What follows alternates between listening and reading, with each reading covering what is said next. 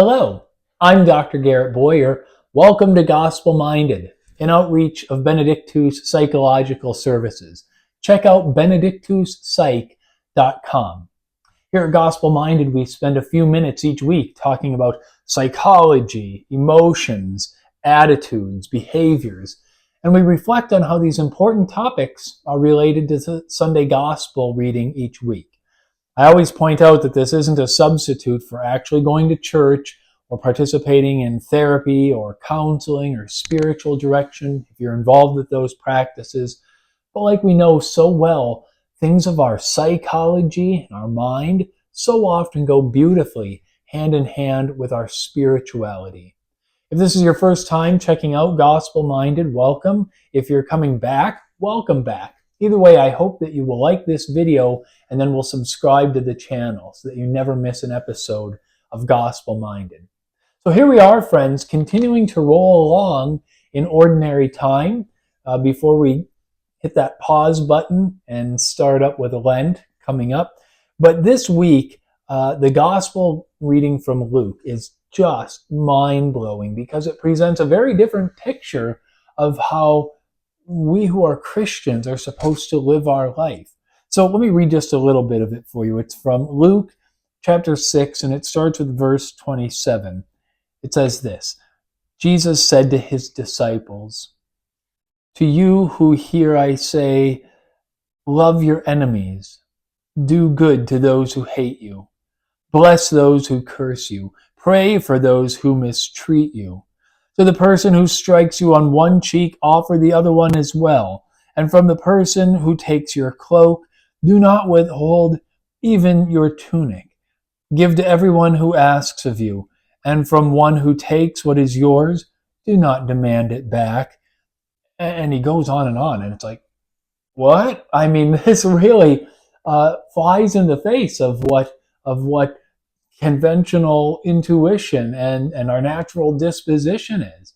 Like, we are biologically hardwired to not be doing this. Like, we naturally seek out that which is pleasurable and avoid that which is unpleasurable. And so, like, to the one who hates me, if I have a perception that somebody hates me and I'm not getting along with them, I'm probably going to avoid them. Like, that's my natural instinct. And yet Jesus is saying, love your enemies, bless those who hate you, bless those who curse you, pray for those who mistreat you.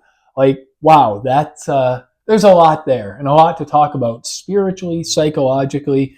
But I wanted to fast forward, and this is what I wanted to talk about today. So later on in the passage, Jesus says here, "Be merciful, just as your Father is merciful. Stop judging, and you will not be judged. Stop condemning, and you will not be condemned. Forgive, and you will be forgiven." All right, now let's talk about this. Stop judging, and you will not be judged. But I know that you, my friend, are a judge of others, and I am too. And there is a lot to talk about here psychologically, because this idea of judgment, there's a lot that goes into this. So let's take this from an evolutionary aspect. We are built to judge, and researchers have found in recent years that we are already making judgments about things, people, places, even before we cognitively can unpack what is going on. Because psychologically speaking, making judgments is supposed to be adaptive. It's supposed to be something that keeps us alive and keeps us safe. And the truth of the matter is that we are making judgments about so many things all the time, even before we have all the data and all the evidence and all of the details. In our mind, we're almost like automatically making judgments for the purposes of keeping us safe, keeping us well, keeping us out of harm's way. Let me give you an example. This happened to me not too long ago. I was on lunch, and I was at Taco Bell, of all places. And I was sitting at Taco Bell, minding my own business, eating a burrito, And out of the corner of my eye, I noticed this individual. I couldn't see their face, but they were like stumbling and stammering and kind of moving erratically. And it definitely caught my attention, and it caught some of the other customers' attention as well. And we were all kind of like eyeing this dude, because it was very jarring. And they were wearing like all black clothes, and it appeared very strange, to me. That was a judgment. I made a judgment right there.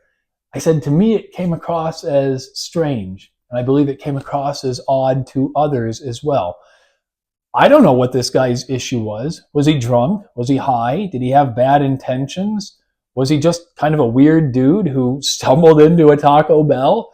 It could have been any or all of those. But in my mind, automatically, without knowing those details, I formed a judgment.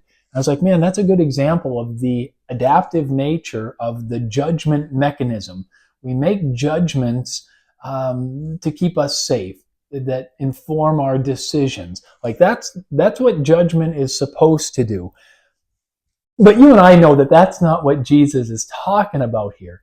Because yes, while we make a lot of judgments, and it is supposed to keep us safe and keep us well, you and I know that we can cross that line, and all of a sudden we can start judging others for ways that are not like adaptive, keeping us safe, keeping us happy, keeping us well. We too often start to turn to judgment for not the right reasons. For example, we may be envious of somebody else. We may be jealous of what somebody else has. We may judge others so that we ourselves feel better. It can be a way of like self-soothing, and that can be really problematic. And this is the kind of judgment that Jesus is warning about. When we're making judgments about others or other places or things in a way that's not helpful to us, it can in fact be a detriment, not only to our spirituality, but certainly psychologically. So I don't know if you're familiar with like the Myers-Briggs, but I'm no fan of the Myers-Briggs. And if you know me, you know why. If you don't know why I don't like it, come and visit with me sometime. Send me an email. I'll gladly explain why I have some issues with it. But it is interesting that one of the types is this idea of being a judge versus being somebody who perceives. You know, it's like those are two extremes, when the truth of the matter is that we are somewhere in the middle of that continuum. Everybody judges and everybody perceives. Some people judge more, and it might be part of their personality. Maybe they were raised in an environment where mom and dad were pretty judgmental. Like there's a biological piece to this as well. And again, those things aside, you know, those biological pieces, the evolutionary pieces, fine. But we want to be so careful when we are judging in a way that takes us away from being more like the Lord Jesus. So what are some things that are really happening when we are judging another person or a situation in an unjust or unfair manner? Like I say, sometimes it might be because we're envious of what somebody else has. Sometimes it might be because it makes us feel better when we've got something going on ourselves. So when I have met people who have been quite judgy as a therapist, it's kind of like we need to peel back some layers of this onion here. What I find a lot is the judging is kind of a defense mechanism. They're feeling bad about something going on for themselves. And so they turn their judgment, the bad feelings that they have about themselves, onto someone else. So for example, somebody might be feeling some guilt or some shame for whatever reason. You know, we would call that an inhibitory emotion, and some anxiety can be connected to that. And so the defense then is, rather than confront those subjective feelings of guilt or shame or that uncomfortable emotion of anxiety, I'm going to judge somebody else. I'm going to blame them. This is because of them, or this is because they are that way. That's what's contributing to this. It's a judgment. And it's not a judgment that's rooted in authenticity. It's not a judgment that's ultimately going to leave you feeling happier, better, because you've got unresolved stuff that you need to work through. The envy, the shame, the anxiety, whatever. But instead, people will turn to judgment as a way to cope with whatever those inhibitory emotions are that they're feeling. And underneath of that, then, are those more fundamental core emotions, often negative: grief and sadness, the depressive symptoms, anger, fear. And so what happens then? I'm feeling maybe those core emotions, or maybe I'm not feeling them, but at some level they are there. And rather than address those, I'm going to judge somebody else. And we make these unfair judgments about people, places, things, situations all the time without the data, without the evidence. I mean, we can judge people because of their gender, because of the color of their skin, their socioeconomic status, the clothing they're wearing, the vehicle they're driving, the job they have, the people they associate with.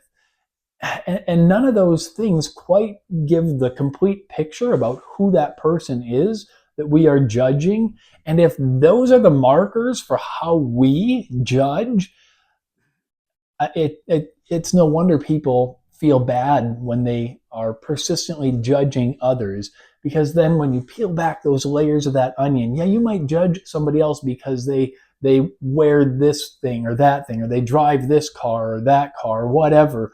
But what does that really say about you? The judgment that I make about somebody else, how does that really impact or affect me right here, right now? So Jesus is saying, stop judging others, and you will not be judged. I say we need to stop judging others because it so often doesn't make us feel better. It so often doesn't help us. It doesn't help us psychologically. It doesn't help us conform to the way of the Lord Jesus. So the gospel reading today really challenges us. It challenges us to live different from the way we would normally think about living. Loving the enemies, wow. Doing good to those who hate us, holy smokes, that's a tall order. But then this, stop judging and you will not be judged. Let's work on that. Let's work on that together. We have to make judgments that are adaptive to keep ourselves safe, to take care of ourselves. It's part of our natural way of being. But those judgments that don't help us to be like the Lord Jesus, let's stop. Let's stop judging, lest we be judged. Hope you found this helpful. I think it's good stuff, good to think about. And I hope that I'll see you next time. As always, I'll keep you in prayer. I hope you keep me in prayer as well. I'm Dr. Garrett Boyer here at Gospel Minded. Take care.